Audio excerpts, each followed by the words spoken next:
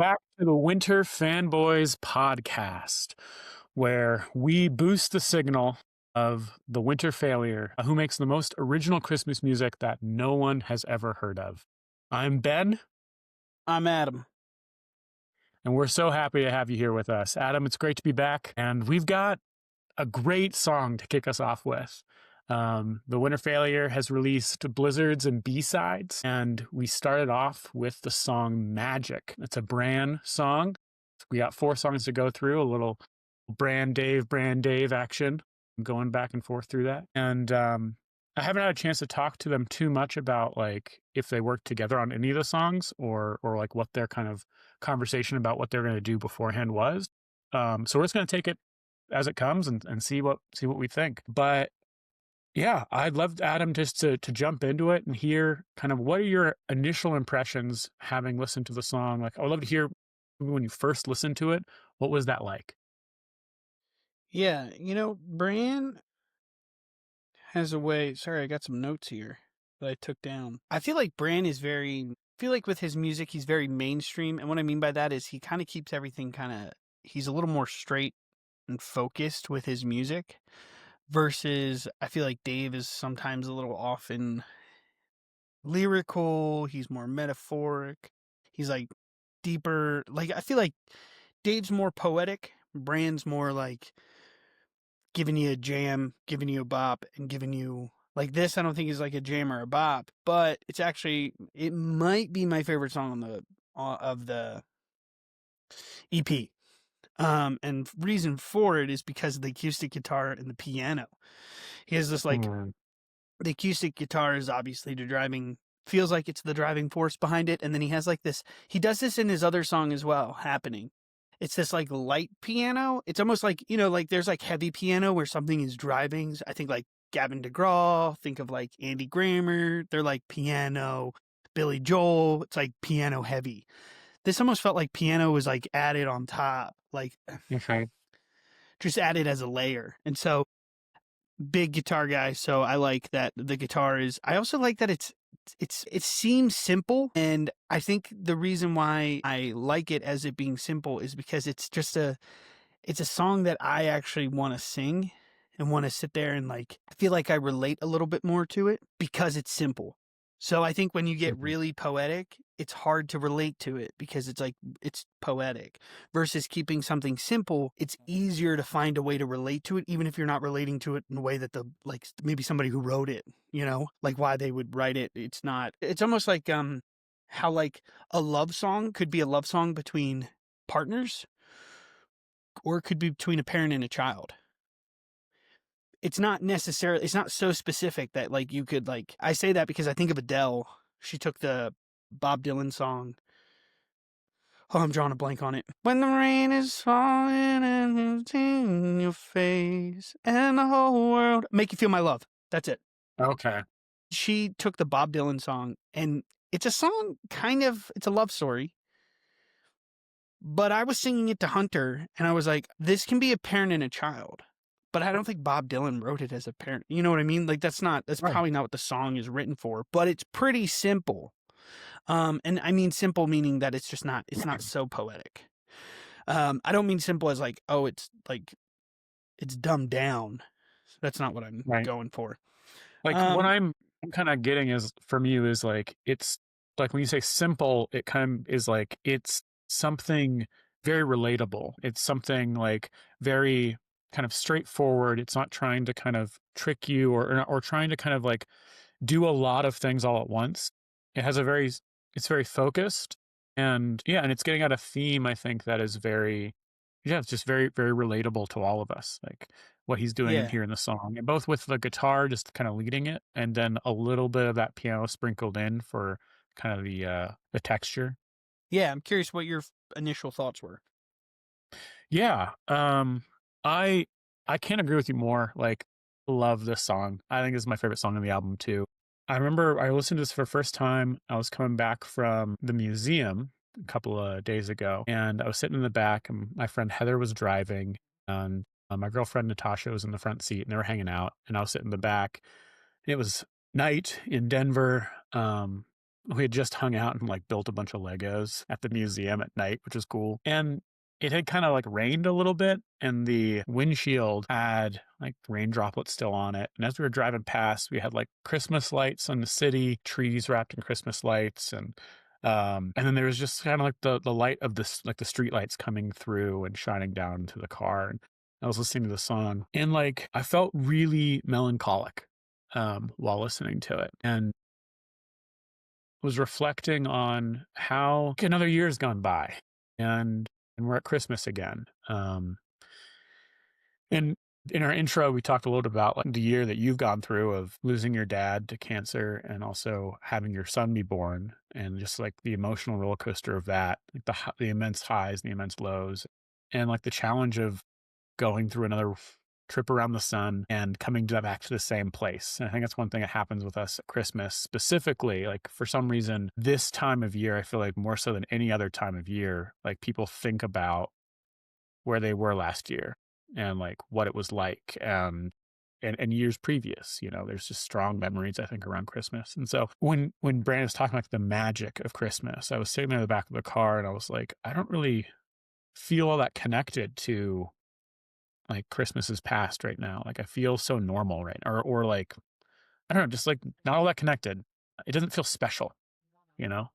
I wasn't really feeling a lot of that magic, and so the melancholy in the song was really kind of like getting to me. But as I was singing, or as I was listening to it, like there's this funny thing that happens with good art. I guess like it does things to us. And I was also listening to the song, like and listening to Bran get up to the chorus where he started to talk about like everything is going to be all right. I started to like feel a little more of that. I don't know, maybe just feel a little more, not be as kind of closed off to the season or the memories of the past. And I don't know. You hit me in the intro with a question of like, well, how's this year been and all that, and I kind of didn't know how to field it because I wasn't sure how real we wanted to get. and then you launched straight into it. You're being like, and here's my life, and I was like, oh, we're gonna be real. So all right, yeah, let's be real. um, so like last year when we were recording these, like man, it was hard. It was tough. Like last year was a rough year, and I felt the scars of it throughout this whole year. And have like really struggled with like pretty depressive thoughts and feeling disconnected and really kind of wondering like where my life is going and all of that. um and and there's something about this song that's like warm, and it's got that driving little guitar going and a little bit of piano, and like it's like my Christmas intro song. It's like this song is like, all right, like let's come back into Christmas. Like Mm. let's acknowledge some real things. Let's acknowledge that like it's hard. And sometimes it feels like that magic is gone. Sometimes it feels like whatever life does to us just eventually grinds us down and numbs us to like being able to experience it. It's too much, it's too hard or whatever. And we need things like this. And we need like time with people we care about to kind of help thaw our hearts. Like the little Grinch story needs to happen every year as you get older, I guess. Or for me, I don't know. And so Brand singing like everything is gonna be all right. Everything is gonna be all right. The magic never goes away. Like that little bit of encouragement, I feel like is exactly what I kind of needed to hear while I was listening to it. So that's kind of my initial impressions on the song. I'm really grateful for it. I think Brand, he often kicks off the albums, and man, he knocks it out of the park in this one, and it's in a different way. Like he's done bops before, like you've talked about. This isn't a bop. This isn't like fun and groovy. This is intimate in a certain way and good. Yeah, I was gonna say, I think the guitar slides, being able to hear the slides of the guitar picking makes it feel intimate. Makes it feel like it's live, almost like it's sometimes hearing those, people cut them out of songs because it kind of muddles, it can muddy it a little bit. But to me, Yeah. that it feels live and intimate, and it feels like it's personal. You talked about the everything is all right part, Hmm. and that's one of the things my dad told me when we knew that his time was probably coming. And Right. yeah. Sorry, give me a minute. But Yeah, it's man, it's a okay. yeah, it reminds me of a dad, not you said warm, and I can't help but think of my dad and how warm he was as a dad. And so to hear that, I just listened to it again before and hear that everything is going to be all right part reminds me of my dad saying that when we know what is to come, and he knew what was coming. Yeah, And um my dad never stopped being a dad. And uh he was being a dad in that moment. And it absolutely. reminds me of this song is like being a dad as well, talking to his son. And it reminds me of like talking to Hunter, who, we just went and saw Santa Claus with him. And it reminds me of a dad talking to his son in many layers, right? My dad is older, talking to his son who's older, right? Not a child, and talking about how everything's going to be all right. And then I'm talking to my son who doesn't speak English. He just yells at me and he giggles, and it's super cute. And he's gotten into this today. As of today, he's gotten into this high pitched little laugh that he does. And I'm like, that's new. And it's like when he's upset, I tell him everything is going to be all right. And I tell him that it's okay, that I'm here. And it's like a reminder that's not what this song is about, right? The song is about losing the magic of Christmas and Christmas bringing it back. Mhm. And I think that you were on to something as well. Another thing, like I said, this podcast is going to be a lot about my dad and me being a Yeah. dad. Um, my mom, I guess at some point before I was born, she used to set up the video camera. We were going through this. I was going through this with my dad earlier in the beginning, like in the winter. We started going through and digitizing home movies. And so we would sit and watch there. Apparently, my mom would set up the video camera. This was a massive video camera. Like you'd have the VHS in it. It's like huge. Mm. It's got a And tripod, it has a you know? tripod. You have to set it up. And she would set it up and it would be set up for all of Christmas morning. That's Yeah. forever. You like scroll through and you're like, it's 90 minutes of Christmas morning. And Uh-huh. in that time, she would basically then be like, we're going to send these to my grandparents. My mom's parents lived in Florida. They were snowbirds, right? Winter came, they went down. And she would say that she's going to send the tapes. I actually asked her, I was like, did you ever send VHS? Like, did you stick it in the mail and send it to them? That seems weird. That just seems weird to do that, but Right. maybe they did. I was like, that's, um, and Did you ever send them?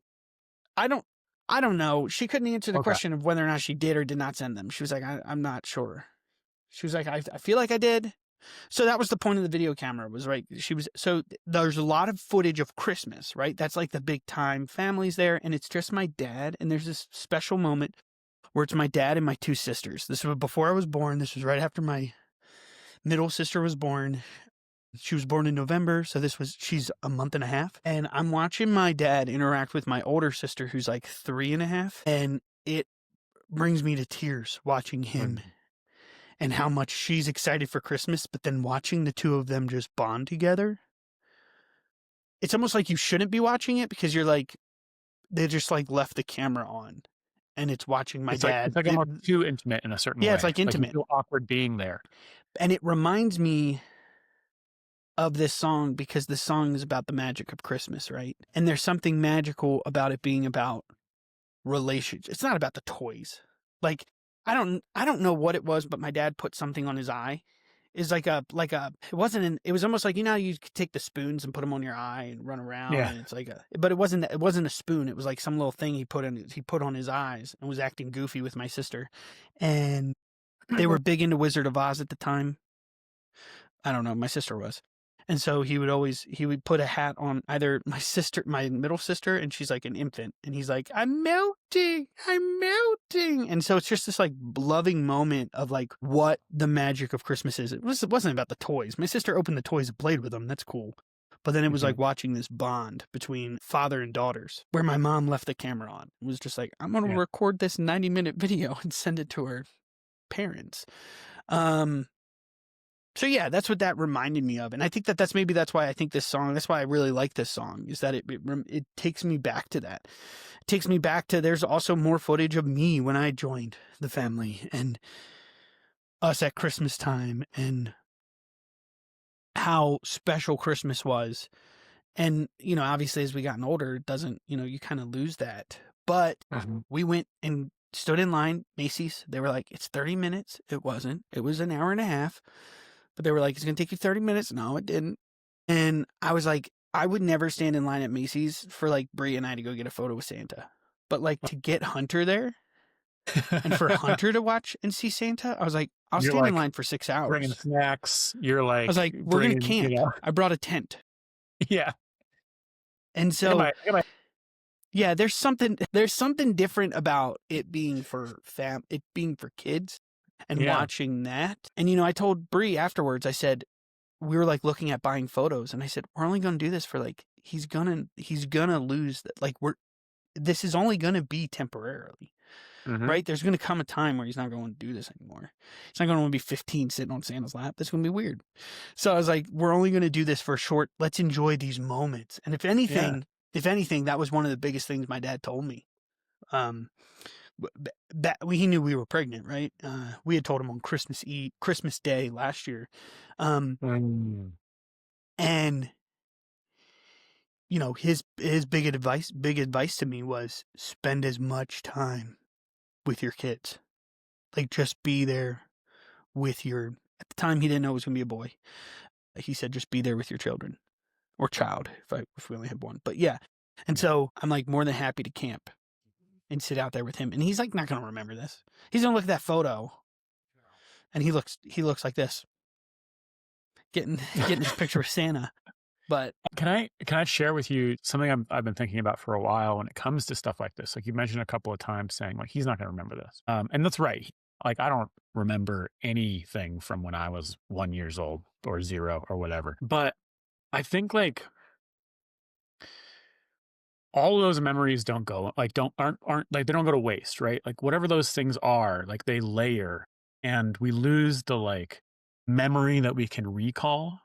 But there's like the experiences that we have get kind of packed down into us and shape us and become kind of the like my dad's a geologist, right? So I got to think about this in geology terms in a way. Like it's like the strata, like the layers of the earth, underneath us. And like you're living up on the top where everything's growing and there's sky and everything, but you're standing on top of all these different layers.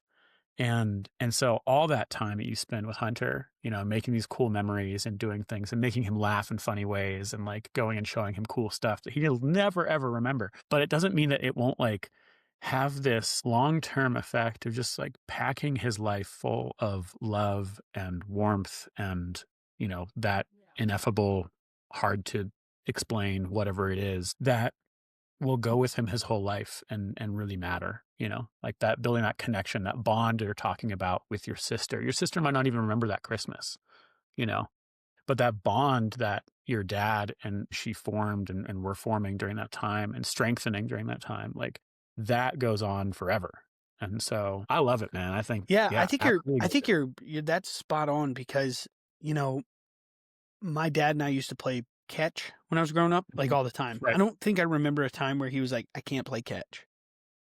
He had his own business, so he was pretty busy for the most part. And then when I was in high school, he started working for somebody else. But I found footage of like me at 8 months, and he's sitting on the floor with my middle sister and rolling a ball, and they're teaching me how to roll a ball. And what's funny is I don't remember that clearly. My Mhm. sister kind of tried to chuck it at me. My dad was like, calm down, not so hard. like she was like 3 at the time. She was like throwing it, trying to hit me in the head. No, I'm just kidding. She just rolled it really hard. Um, and I don't clearly remember the us sitting on the floor, me learning how to roll a ball, but I remember the. But I do have a core memory of knowing that my dad always wanted to play catch, Mhm. and there's something Mm. about Wow. always playing catch. So Yeah. yeah, no, I hear you on that one. Yeah. That's beautiful. We could dive so much more deeper, but let's keep these podcasts at 20 minutes or so, and we're about there. Okay. Well, let's try to wrap this episode up and say what we want to say about Magic. Any closing thoughts there, Adam? That's honestly what I wanted to say about Magic. It's my favorite song on the. All right, yeah. I mean, we could dive deeper into the instrumental stuff, but it's to me it all plays in on this layer of like I think it is magical. Mhm. Yeah. And I love the encouragement of it. Like I think that you hit it on the head. And if I was to kind of try to boil it down, it's like I needed to be told everything is going to be all right. And I think there's something special about, like your father telling you everything is going to be all right, even though you're facing down the barrel of what you know is going to be a really hard experience. It's like sometimes all we need is for our dad to tell us everything is going to be all right. Yeah. And that's what we get. We get Bran the dad telling us that everything is going to be all right. Yeah. Well, with that, I'm Adam. I'm Ben. Stay frosty. Everything's gonna